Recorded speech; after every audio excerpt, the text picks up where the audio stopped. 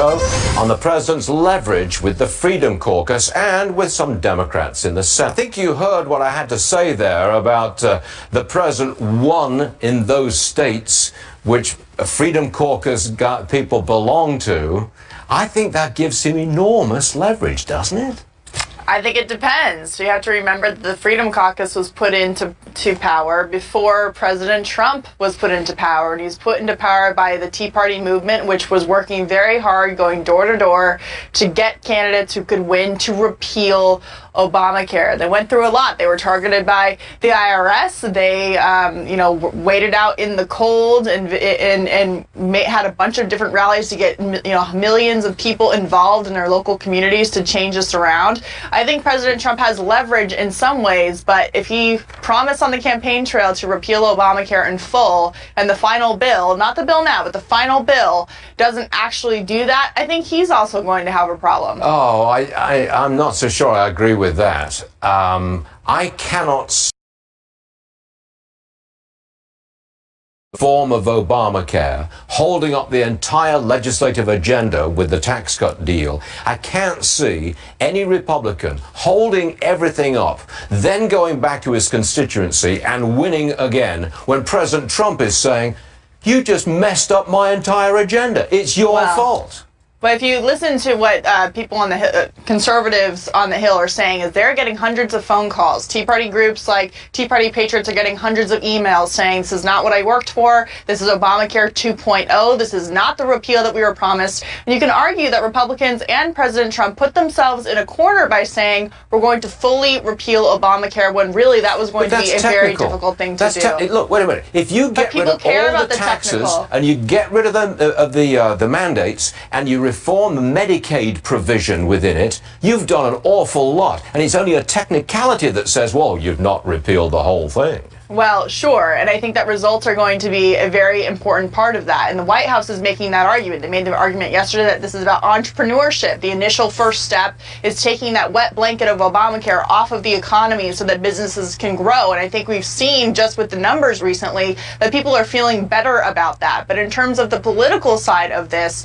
conservatives in America have a lot of leverage as well when it comes to the spending on this issue. Their main thing is costs, mandates, as you mentioned, and so they're going to have to work together. I think the president having some of those conservative leaders who are out in the country doing the work at the White House last night is him trying to bring the party together to get this done. He's got the leverage, in my opinion. Katie, hold on a second. I've got to deal with a breaking story here, and then I'll get back to you. A new report from Circa News, C-I-R-C-A, Circa or Kirka News.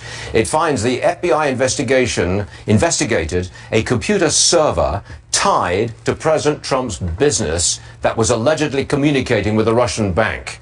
Sean Hannity spoke to the reporter who revealed the story. Watch this. Yes, two instances. So this is completely new evidence. And remember, we all thought, and everybody had reported, that the server was inside Trump Tower. The server was not located in Trump Tower, according to our sources. They thought this was part of the original investigation into Russian hacking and now President Trump. It wasn't. It was completely different. It was a completely separate incident, and the leak came out anyways. It was monitoring of Russian assets. And that would be a felony. Okay, the bottom line here is that somebody hacked into a server in Trump Tower, found nothing, but it proves Trump's point. They hacked into Trump Tower. Is that the story here? Well, yes, and it appears that's one story that's coming out from this reporter. The New York Times had already reported that there was surveillance. There was a FISA warrant.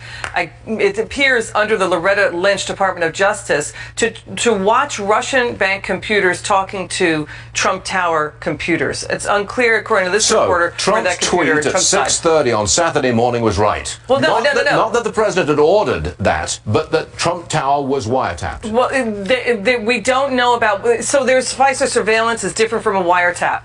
It can be different. I understand your conundrum here, but there's been misreporting about this. And by the way, James Clapper has already said, former director of national intelligence, the NSA, the FBI, and others have found no collusion between the Trump campaign and Russia. That's what he told Chuck Todd at NBC. And the New York Times has already read out stories. Watch this. Wiretap data used in inquiry of Trump aides about Russian officials. So, you know, the misreporting continues here. The words wiretap has been used. It's different from surveillance of computers. God, Lord, what a mess. Katie, can you straighten this thing out for me? Sounds to me like Trump Tower was bugged. I don't know who by, and I don't think it was ordered by President Obama, but it was bugged. Is that the bottom line? I think bugged is a good term, but I think wiretap is going too far. Wiretapping usually pertains to listening in on phone calls. We don't really have evidence of that, but there clearly was surveillance going on, and I don't think Democrats are going to actually want to pursue this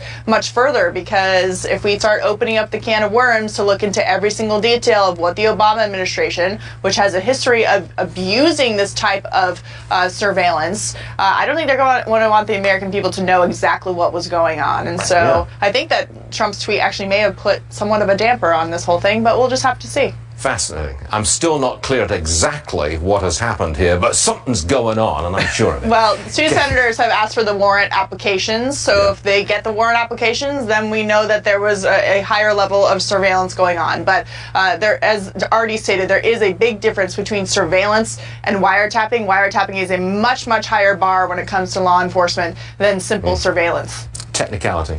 Yeah. However, thank you, Katie. Thank you very much indeed. Appreciate it. Thanks, guys. Several hundred